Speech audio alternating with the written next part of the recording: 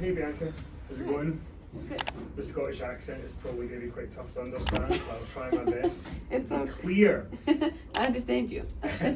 So I want to ask you, obviously SummerSlam, big night for you, involved in the match with Becky. I feel like what's kind of come out of that is that you've just kind of flourished as a character on TV, and I think some people might not have been able to do that because you've got the big match with Sasha Banks, that's then not happening, then you're going to be facing Becky, and she's going to be winning quite quickly. How do you sort of find out about all that, and how do you sort of process it all, and how were you able to overcome it all? Because it seems like you're just getting better and better on TV every week, like the feud's just getting better, because some other performers might let that get the best of them, but you don't. I would say SummerSlam for me was a complete whirlwind. Actually, my whole entire title reign a little bit has been a whirlwind. It's been a little bit of just just a lot of things happening along the way. It's just like so misfortunate, you know, with Bayley getting injured, and I wanted to face Bayley so bad in the I Quit match, and then having to recover off of that, and then face Carmella, and then to SummerSlam with Sasha not being able to compete, and once again Carmella stepping in the spot, which I have to give a shout out to Carmella because she's kind of been the person that's with me. We've been the glue to hold this thing together, and then all of a sudden now Becky Lynch coming out at SummerSlam. Whole entire day was a whirlwind, completely out of left field, not expecting it.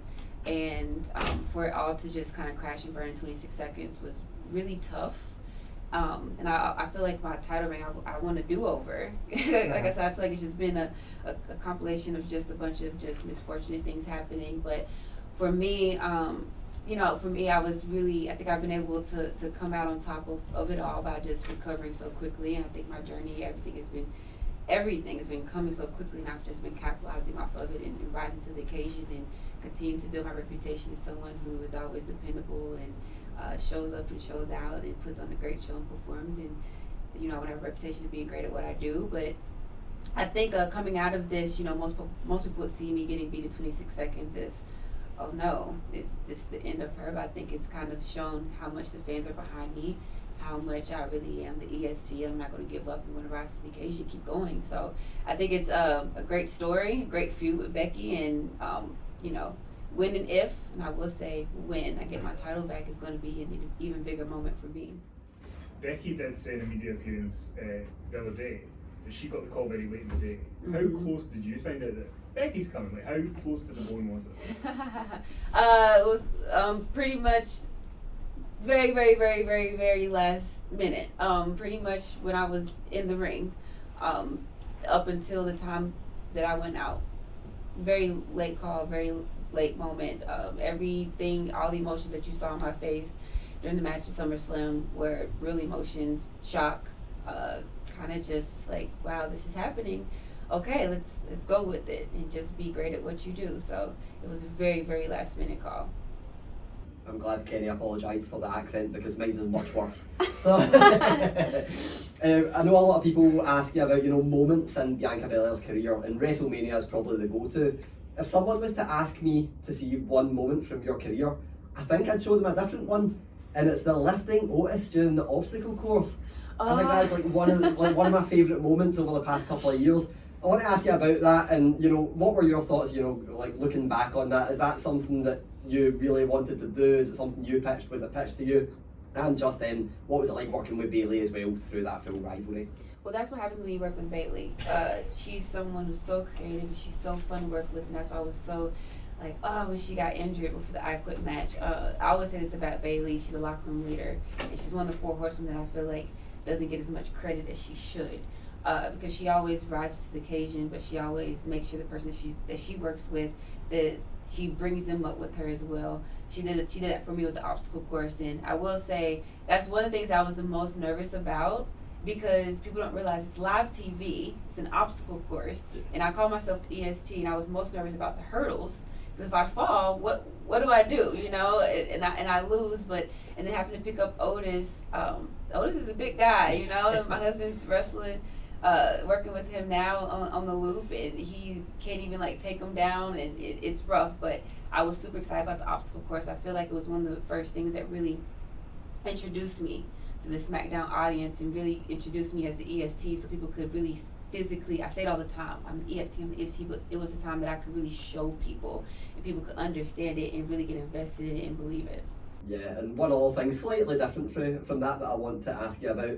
You run a website called The Culture Connection, Yes. and you started that a year and a half ago. World was a slightly different place then, but just keeping it to WWE, since then, you've won a Royal Rumble, you've main evented WrestleMania, and even aside from that, we've had Bobby Lashley as a WWE champion, we've had, just recently Big E as a WWE champion. How important is that representation? It's very important. Even with Sasha Banks and I main eventing WrestleMania, making history, the first 2 black females to main event WrestleMania, we go into these moments knowing that, for us, it's huge accomplishments for us, but a lot of times it's so much more than just being about us. It's about representation. And I always say, representation shows you where you fit in the world, how big you can dream. Sometimes you don't think that you can dream that big, and you see someone that's doing it that looks like you, and it broadens, your mindset, and you see how far you can go. So whenever we can do things that show representation, that inspire people, the generation before us, and a lot of times we say inspire the generation, that's behind us or younger than us. It's not just inspiring kids, it's people our age, adults, even, our family members. They're saying like, oh, we see you guys accomplishing things and we want to go accomplish things too. We know that we can do it. It's never too late, and that's the message. So anytime that we can do anything that's inspiring people, that's what this is really all about. I love that, thank you. I want to ask, how is it going back to live audiences and people being in front of you as opposed to the last year and a half of hell? That's a great way to put it. It's been tough. It was tough without an audience, especially for me, because my very first debut on Raw from NXT was in front of no audience, and I had to introduce myself with no audience. I had to try to connect with people through a camera lens, and winning the Royal Rumble with no audience. It was really, really tough trying to get myself over and get the fans to be invested in me, because there's nothing like that face-to-face interaction. Nothing like going out there and feeling the audience and the audience seeing you and connecting with them. So it was tough, but I just try to go out there and be the EST that I am, and hope that people could see that and feel that through the camera screen, through the TV screen. And for me, my big thing is I always want to make people feel something. That's what I always try to do, not just show them that I'm an EST, but have them feel something, be vulnerable, open up. I think the first time I was really able to do that was the Royal Rumble. Usually EST, I had this hard exterior of like, I'm big, I'm strong, I'm tough. When I won the Royal Rumble, that all kind of just came down. I'm just like, I'm vulnerable, it is what it is, just feel what I'm feeling. And I think I've been able to do that. But now being back on the road, I keep saying that, but this is my first time actually being on the road. It's amazing, and I feel like even when we went back on the road and we got the audience and I was SmackDown Miss Champion, I feel like I got the debut that I never got to have. But it's amazing to be able to come out there, go out there, feel the audience, feel the vibration from the audience, see their faces, and hopefully try to get some EST chants while I'm out there. Thank you. Thank you. I do want to ask you about, you've said before in interviews that you maybe didn't watch wrestling as a kid growing up, but your brothers watched it, so you could. So how surreal is it for you and them that Kane is coming out to give you the key to a county, and he comes out to Kane's music, but he's in a suit and he's a mayor? It's wild. It's I feel like, though, I never imagined myself being a WWE superstar. And now that I am, I can't imagine myself doing anything other than this. I feel like when WWE found me, I feel like besides my husband, is my soulmate. That kind of thing, but this is what I've been looking for this whole time, and it's this perfect fit. And I feel like my journey, I have these moments of where it just solidifies the fact that this is my purpose. And that was one of the moments being back home, where everything just lines up. It's my hometown, it's my homecoming, coming back home. It was the homecoming from my high school that same weekend. Kane is there. He's the mayor of the city that I'm from, the county that I'm from, and now I'm getting a key to the county, and it's the mayor, it's Kane. Everything just like fell into place. And that was another moment for me, just solidifying the fact that this is the perfect fit for me, and one of the moments of this is just either too good to be true or it's the perfect fit. And that was the same exact moment that I had and mindset that I had when I got my first tryout with Mark Henry contacting me. I was like, this is either too good to be true or it's a perfect fit. So in that moment, I keep having these little moments along the way. So that was another moment for me. And then also, you in Sasha main event WrestleMania was such a huge moment. You were on the cover of our Inside the Ropes magazine that people bought, and that was the biggest thing coming out that weekend that people were talking about. But that year of kind of the COVID year, do you think that almost made your bond with wrestling stronger because you went through maybe the worst of times, that there's no crowd, and how do you look back on now, hopefully post-COVID? It was definitely made my bond with wrestling stronger, with COVID going on, and the way that it affected so many people, even like now, it was an outlet for us to be able to go to work and know that in this hard time that we're giving joy to other people, giving them an outlet, and it's an outlet for us, and we're having to learn our skill in a whole nother way. Going out there and performing in front of a crowd versus performing in front of a virtual audience like the Thunderdome, which was amazing. It's a whole different skill set, and you have to go back to the basics and hone your craft and really fall in love with wrestling again. And so I think it definitely made my bond a lot stronger with wrestling during COVID. So one thing that I want to ask, Kenny mentioned that great segment with Kane.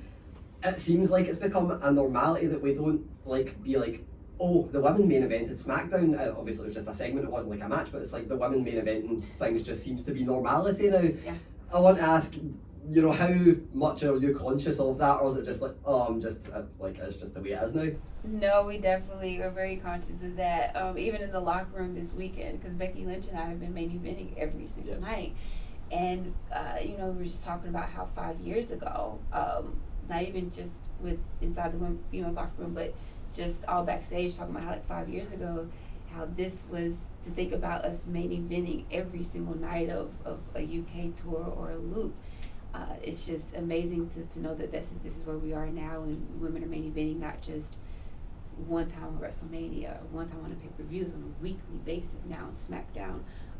But I'm just blessed to be in this position, because there's so many women that came before us, even in the Divas era. They laid this foundation, so that we can come through and now benefit off of that and be able to show that we are the main event. And it's not just because we're females, but it's because of our talent, and it's not even being questioned anymore. And I love the fact of, the first are always celebrated and celebrated first, but now I love that it's now becoming normal. It's the norm, where people aren't questioning it as much, or even just celebrating it as much, because it's just the norm. You hear that the women are the main event, and you're just like, yeah, of course.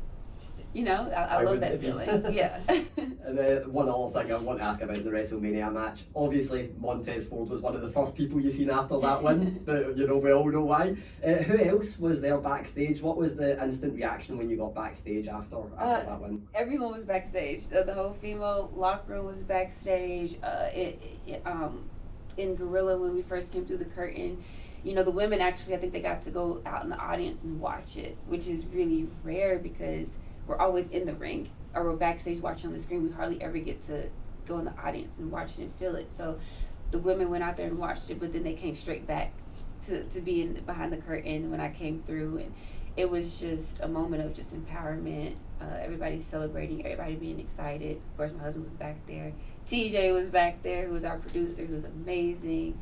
We celebrated with him, and Triple H was back there, and I finally got my point picture with him. That everybody, I always wanted that picture at NXT when anyone would win the title, and they got to take a picture pointing with them. I was like, oh, I finally get my picture.